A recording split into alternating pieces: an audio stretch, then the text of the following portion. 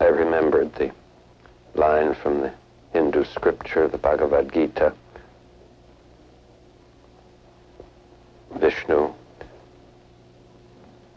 is trying to persuade the prince that he should do his duty, and to impress him takes on his multi-armed form and says, "Now I am become death, the destroyer of worlds."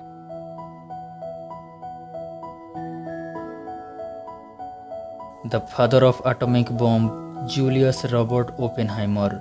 इनका जन्म हुआ था 22 अप्रैल 1904 में और death हुआ था 18 फरवरी 1967 में।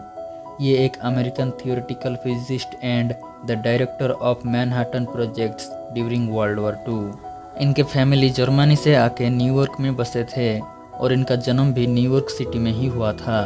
ये बचपन से ही स्मार्ट थे। ये 1925 में हार्वर्ड यूनिवर्सिटी से केमिस्ट्री में बैचलर डिग्री लेने के बाद 1927 में जर्मनी के यूनिवर्सिटी ऑफ गेटिंगन से फिजिक्स में डॉक्टरेट किए थे। ऐसे ही कुछ इंस्टीट्यूशन के साथ रिसर्च करने के बाद यूनिवर्सिटी ऑफ कैलिफोर्निया बर्कली के फिजिक्स डिपार्टमेंट में ज्वाइन किए थे और वहाँ 1936 में फुल प्रोफेसर बन गए।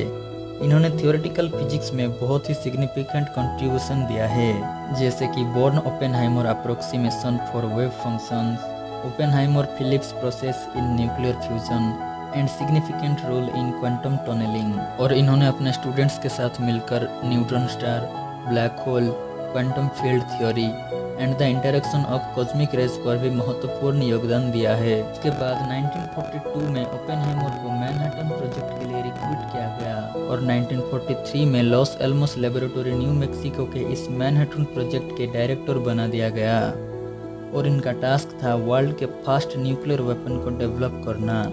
इसे सक्सेसफुली डेवलप करने में इनका लीडरशिप और इनका साइंटिफिक एक्सपर्टीज बहुत ही जरूरी था।